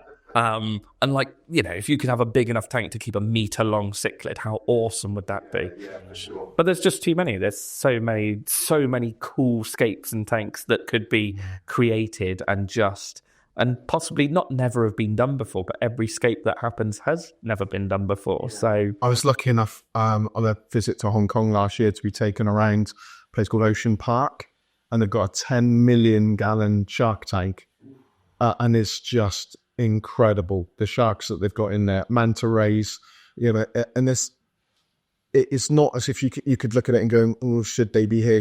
This environment was incredible for them. I think something like that for me, it would have to be. yeah. Escaped to 28,000 litre tank in the Hamburg Zoo. That was pretty cool. That was a Borneo habitat Oh, nice. biotope. So it had, all fish, and all really small ones as well. Yeah. So, I think that's really cool. And you have a huge tank with loads of tiny fish. They get that sense of scale. It does. That is like a proper slice of a river, isn't it? You could properly build a riverbank. You've just done some work, saying about the zoo and you've just done some work in a Local zoo to me, Tropiquaria Zoo. So they've got one of the world's largest collections of goodeids, so live bearers. And Sean, who's the head aquarist down there, just so many different live bearers and so many different variants of the same one, if that makes sense. This one's from this river and this one's from this river, but some of them completely extinct in the yeah, so the one that we've just set the tank up for, essentially the zoo wanted a bit more publicity for them because back in, I think it was December, the river in Mexico dried up. I don't know, we didn't get into the whether it was human or whatever, but the river dried up. So this variant that Sean's got is in theory extinct in the wild now, and it's really sad. Yeah, the funny thing is he's got labels on. Sean's proper geeky on it, so he's got labels on all of his tanks, and where they're next to each other, you can't have the same species, or you can't have species sort of breed together next to each other, just in case they jump, and you can't have them below. So it's like a massive crossword, well, not crossword, but like game of chess of fish. And the sticker that he's got on the front of these tank, can't remember the name of them now. You have to go watch my video because I cannot remember the Latin name for them. It's got least concern on it because the last time he updated all his labels, they were prolific in this river. They were everywhere and no problems at all. And they've gone from that to pretty much extinct, if not critically endangered, because Sean's got a group and he thinks it's the only group in Europe. I think he's got 20 odd. So we put 9 into this tank, 3 males, 6 females. And then, he's got one guy in America might have some. So there's an opportunity to repopulate. Hopefully, fingers crossed. They've done it with the tequila live bearer, Zoogeneticus tequila. They've been reintroducing them into some Mexican habitats recently, and there's a big thing of cleaning up the rivers, and there's the river guardians, I think they're called over there, and they clean up the river and they're litter picking and stuff, and they're trying to make the river so it's sort of they can reintroduce these fish. So hopefully, the future. Who knows? But if the river's not there, I guess not. Depends what's caused it, whether it's, I don't know. Or climate change. Madness, really, to go from least concern to extinct in bang, gone. Yeah, but no, I have set up a tank for them and there's lots of rocks and hiding spaces, so hopefully we'll get some babies. Wicked. Okay, on to a second part of the question from Katie then, chaps. I know you're both freshwater aquascapers, but do you think you would ever venture into a saltwater aquascape? Why or why not? I've done it. Yeah, I did a planted macroalgae tank. Yeah. When was that? Was that at home? Yeah, I was at home. Yeah, that was. Does that go in PFK? Yeah. Bangdai Cardinals. 2010, I think. Bangdai Cardinals in it? Yeah. Yeah, I remember that. Yeah. Wow, that's incredible. Yeah, I remember that. I remember it being in PFK. I remember seeing it because it was the first time I'd ever seen macroalgae. And I remember that tank. It was cool. Loved that. Yeah. Is there a video of that or is it? Yeah. Oh, cool. So Katie, search it up. Is there somewhere? Matt? Yeah. I know you've dabbled with marine. You mainly sticking corally finger in your eye. Maybe it's not a good thing that you progress down that road. No, I've done reefs and corals, and I've done predatory reef tanks and stuff. So yeah, I've done it before. I never really focused on the scaping side of it. It was more like rock, and then I knew you'd like that. I done fine, but it was just, you know, I done my favourite one was I done a 250 litre tank, and it had pulsing Zelia right the way across the front of the tank, growing all over the gravel, loads of zoas and stuff, pair of clownfish, you know, classic reef tank. But it wasn't much like, I didn't build any archways or any interest. It was just like a wall of rock. So yeah, I'm definitely going to be dabbling into saltwater maybe this year. For me, it's That space then. yeah. I'm always curious about saltwater scaping, and there are some really good stuff out there, but it's so, excuse me, compared to freshwater, it's so much more demanding for everything. Like financially, it's going to take you, like for SPS, you're looking at 3-4 years for them to grow. Absolutely. And then, you know, one tiny little parameter goes wrong and you've wiped out thousands of quid's worth of livestock. It's like you almost, for me, a planted tank is like you're kind of in line with nature, and you're kind of working with it. Yeah. Whereas for me, just intuitively, a high level reef tank is like, it's constantly trying to die. Yes. And it's your job to stop it from dying. Absolutely. Yeah, I totally agree. Yeah. It's a stress, isn't it, though? You're constantly like anxious about it dying. That's all my, like, I've got mates that have got. I guess that's why the tech on marine side of things, you know, a lot of these, like the super aquariums and the super reefs, these guys have got cameras. So if they're away, they can watch their aquarium and set the, you know, via Bluetooth, all of their doses and et cetera, et cetera. I know it happens in the freshwater side of things as well, but reef keeping was, you know, it was so... everyone was so nervous about, like you said, it just wanting to die constantly.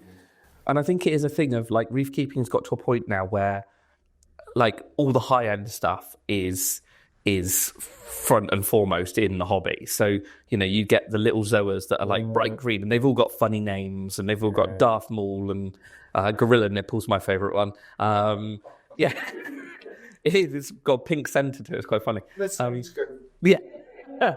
But there's so many different high-end corals now. I get a little bit stressed out by it. So the tank that is in the back of my mind that I want to recreate, a little bit like my one with the Xenia, but I want to go back to those like 1990s, early 2000s reef tanks that were big brown leather corals that you'd have like a couple of clownfish would probably be hosting in it or something. Big sweaty leather coral and some cabbage coral, some mushrooms. And that should do well in more of a high nutrient level. Yeah, you just leave it alone. I remember causing a problem. I had a tank like that once. It's like 100 litre with all these big brown corals in. And I actually started cleaning it because I was like, oh, I should really be cleaning this tank, you know, listening to all the reefers online and stuff. Started cleaning it. All my corals started shriveling. And I had to leave it alone and start feeding it heavily because they liked the muck. So that's the sort of route I'll probably be going down. I won't be going down the like Haribo Star Mix style of all these different colours and things, because it's just, like you say, it's hard work. I mean, it's an art form in itself, isn't it? I think it's important, you know, to the marine hobbyists that are, you know, watching this. That's an art form in itself. It's not that we're disrespecting reefing. It's, you know, amazing thing. Yeah, for sure. I just couldn't do it. I don't think I could focus my energy on one tank that much. I think I'm too like, ooh, shiny over there, and off I go to do something else. George, saying, you know, some of the international shows that we've visited previously, some of the reef tanks that you see there, some of what's happening in Europe with it's just astounding. Oh yeah, I've worked with Vince Thomas, you know, Aquarium Connections. He does like the float to go. Yeah, he's actually going to sponsor me to do a full-on system, but actually my heart wasn't in it, and I thought, I'm not going to do it unless my heart's in it. I totally agree, and that's why I think I'd go back to those big mushrooms. But the problem is finding them for sale. Like in the UK, it's a real challenge. Rest of the world, and it's something again we've seen from international travel. The rest of the world is so much better at doing saltwater aquariums than the UK, and maybe it's because we're an expensive little cold island in the middle of the Atlantic. It's hard to get stuff in and looking good. Yeah, I want those boxes. I remember buying boxes of like, you know, it'd be Indonesian cultured corals, and it would just be a box of mushrooms and just stuff, just tank filler essentially, almost. But like they're all 30-40 quid corals, and just that's what I want. So no, this year I think. Now I've talked about it, sort of visualised it in my mind. In the head. Good. Thanks, Katie. Waiting for that invite. On to another former contributor, Mr. Alex B. Congratulations, Alex. What's your favourite plant genus to work with and why? Oh, cryptocorinne, easy. Crips? Yeah, because it's in the hobby. Easily in the hobby, there's 15 species available, and then you've got all the different sizes. Yeah. And they grow so well in my water. I have hard tap water, and they all seem to do really well in that. Yeah. Low maintenance. They don't need trimming. They just need thinning out now and again. You can create a whole scape with just that genus, no problem. And there's a lot of variation in there with colours and shapes and A bit random. Sometimes you don't know exactly how they'll turn out because it's almost a bit of a lucky dip. Yeah, I would agree. That's probably, if I was going to create a scape, I want to be different, so I'd go Anubias. I was going to say, I knew yours would be in I just love Anubias. I love how tough it is. Like, I love how robust it is. I like that I can just stick it to a rock and throw it at a tank and it's in, it goes. And I love it. I think it's great. And now finding that sort of thing with just running no lights on the tanks almost, and the Anubias are still growing really well. Like, I think it's great. Yeah, Anubis would be my second choice. Yeah, it's a nice plant. Yeah. Cool. Thanks, Alex.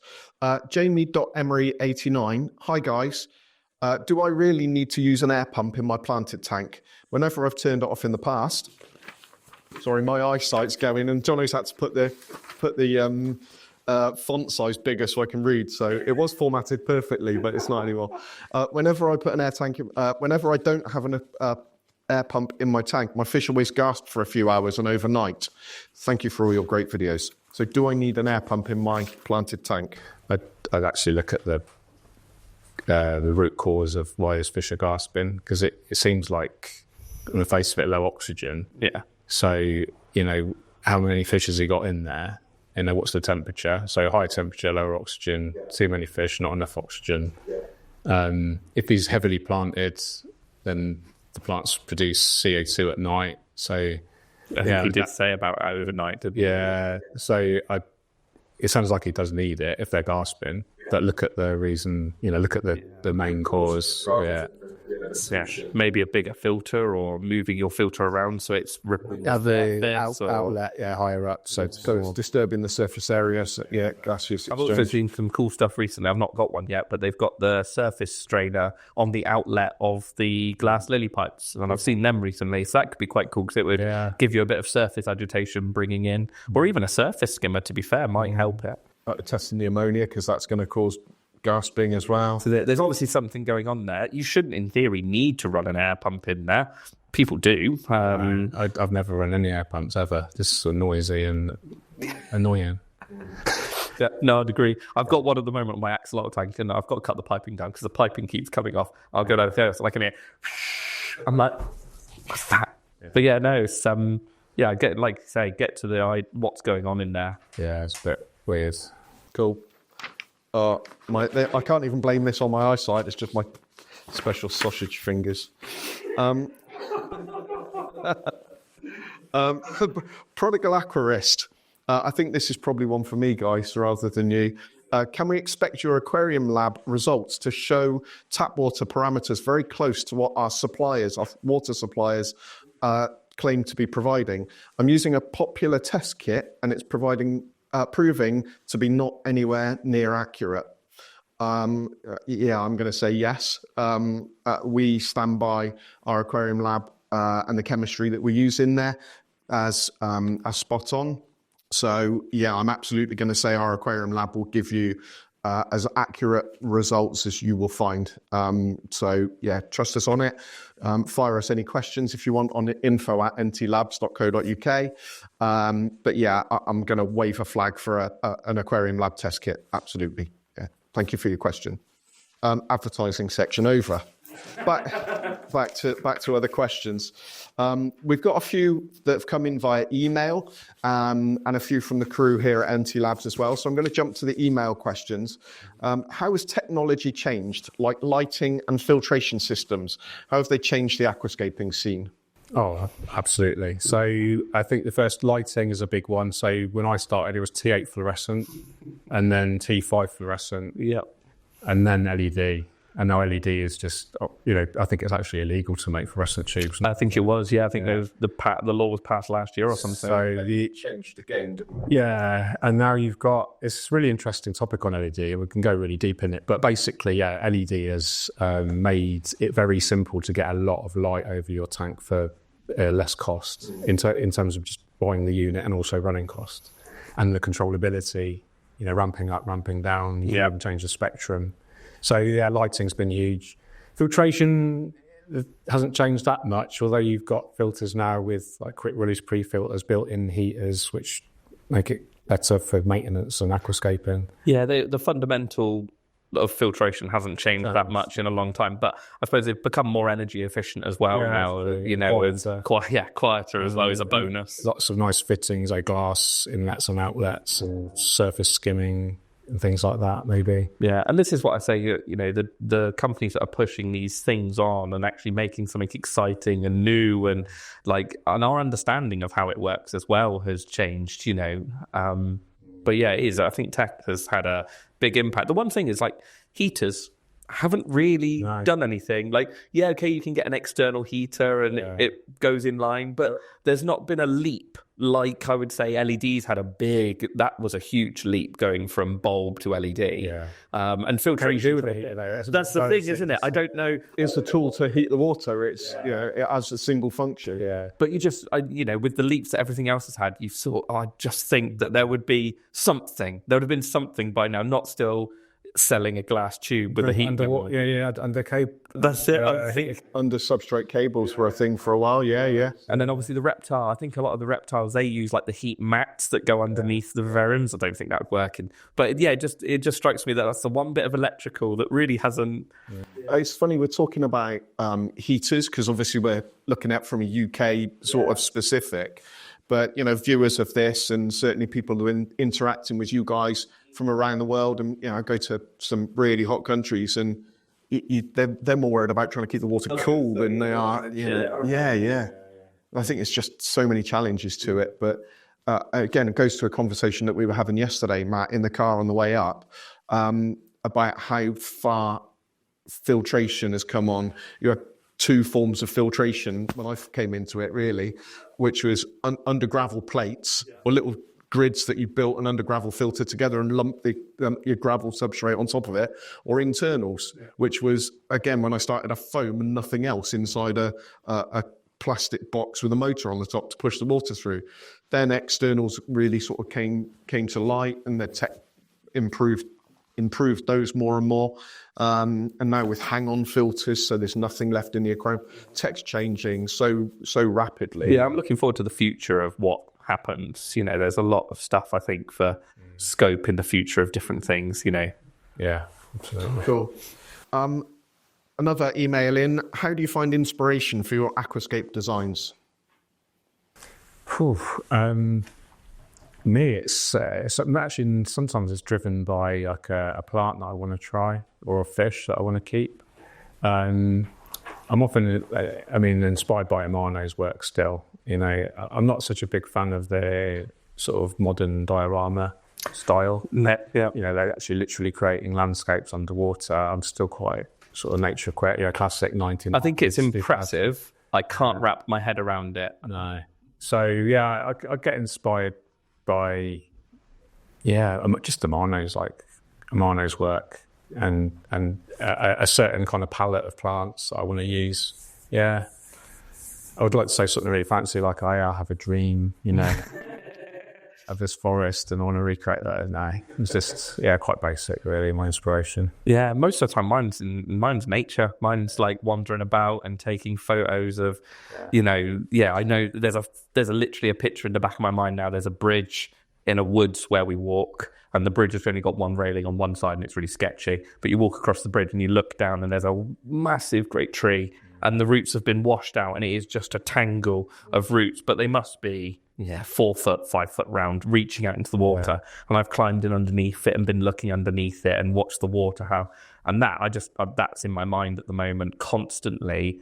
And then I'll go into a fish shop and I'll be looking at the wood and then one piece will match it. And then all of a sudden you start building that scape and you start collecting things for that scape. So, but I get inspiration from everywhere. It's even looking through online and just scrolling through other people's designs and ideas. And then all of a sudden something different comes into your mind that you've thought of it differently to them.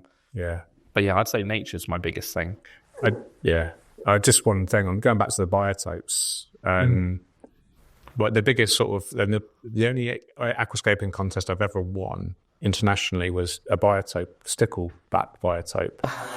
And I was inspired because I do scuba diving, and I thought I would actually, with Jeremy Gay, old PFK editor, and we used to live in Peterborough, like pretty near each other, and there's this flooded quarry, and I said, why don't I go diving in there and have a look, see what fish and stuff. And I went in there and there were sticklebacks in there, and then there was like some Eleocharis, and then I pulled out a load of wood and stones, and then I basically recreated what I saw in the aquarium, and then that won the contest, the biotope category. That's the English Lake.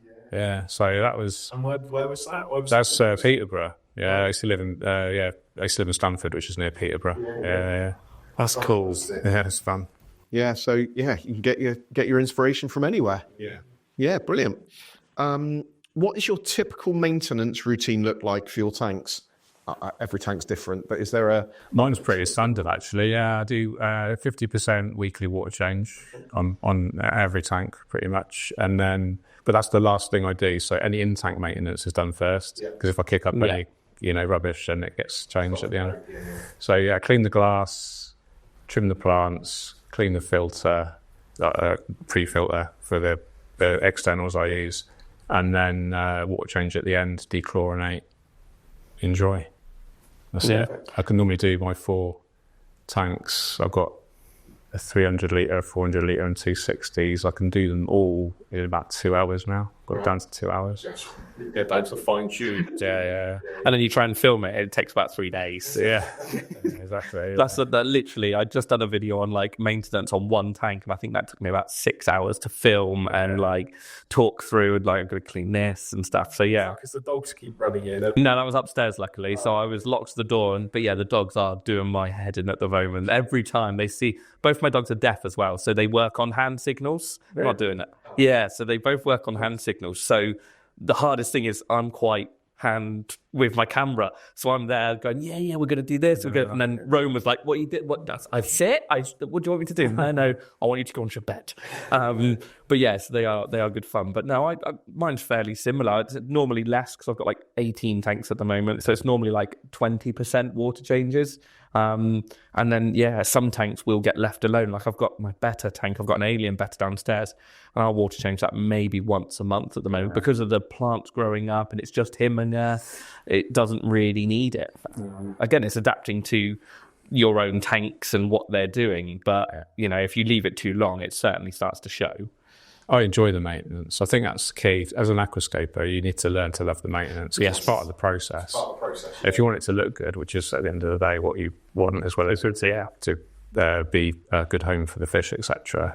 You need to do the maintenance. So if you can learn to love and make that like maintenance time non-negotiable. So every Sunday afternoon I have to do 2 hours. And, even put it in your calendar. Do you know what I mean? I always used to tell people aim for once a week, because then when you have a wedding and you don't do it, it's then you're only dropping to next week. But whereas when people try and do it once a month, and then all of a sudden they're like, oh, there's a wedding, oh, it's sunny outside, I'm going to take the kids out, and all of a sudden it's like 2 months, 3 months since you've done maintenance. And I think if you can aim for the little and often and just keep that rolling, if you miss 1 or 2, it's not the end of the world. Preventative over corrective, mate. Absolutely. Great, thanks guys. I think we've sort of exhausted all questions now. We've got one remaining. Can you share some common mistakes aquascapers make and how to avoid them? Probably one of the biggest ones is not planting heavily enough at the beginning with healthy plants. Because going back to the algae thing, if you don't have enough plants, algae will just use the light and the nutrients more than the plants. So try to plant as heavily as you can afford and fit in the tank.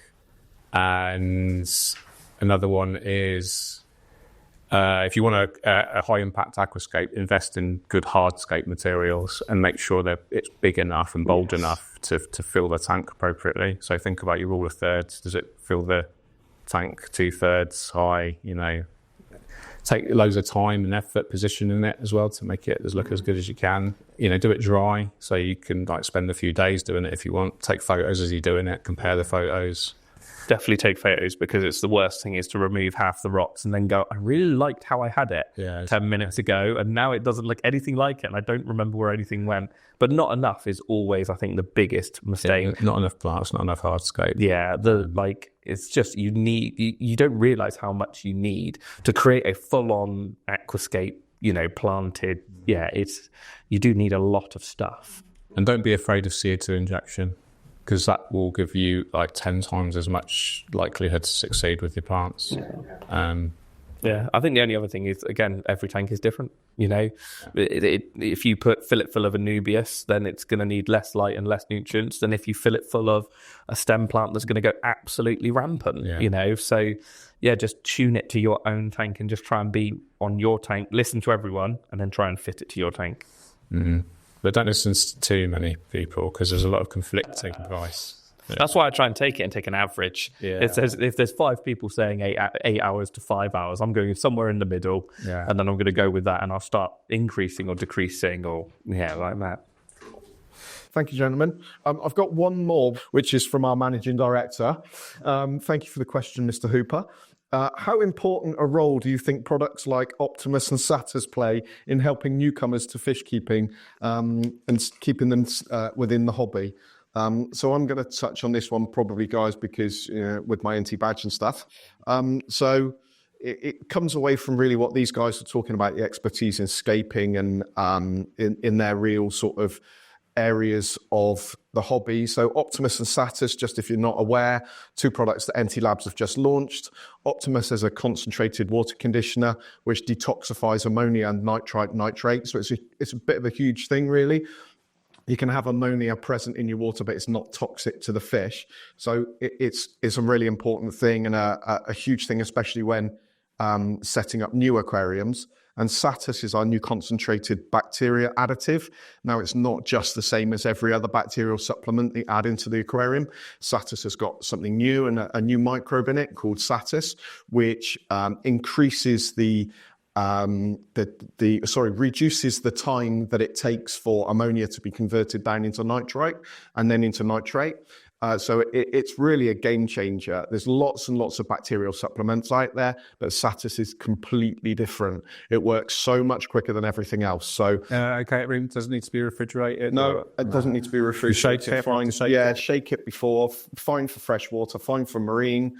Can be used in ponds, can be used for everything, but is a game changer. It has been real game changer. Yeah. Hopefully, one of the biggest problems that we have in this hobby is retention of hobbyists. Yes. So somebody comes into the hobby and they don't do it right.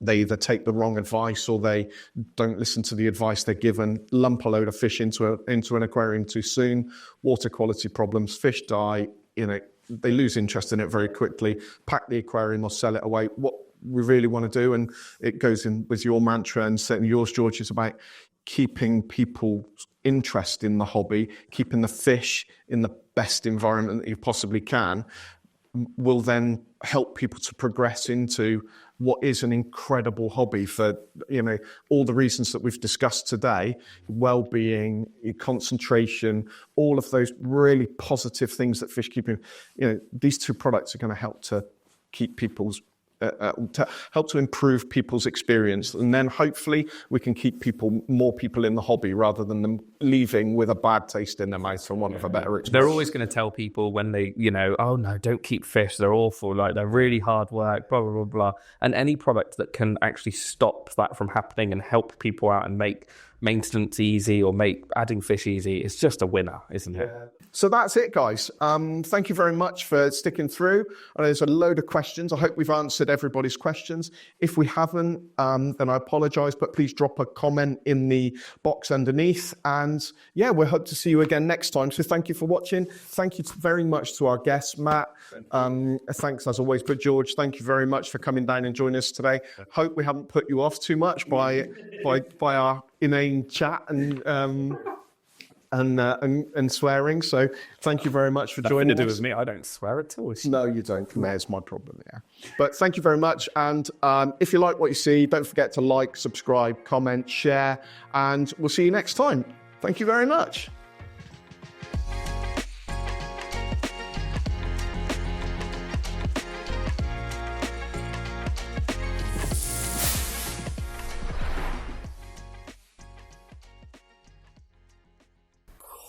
Dave. First time nailed it. That's the first time ever. And all of this will end up going in.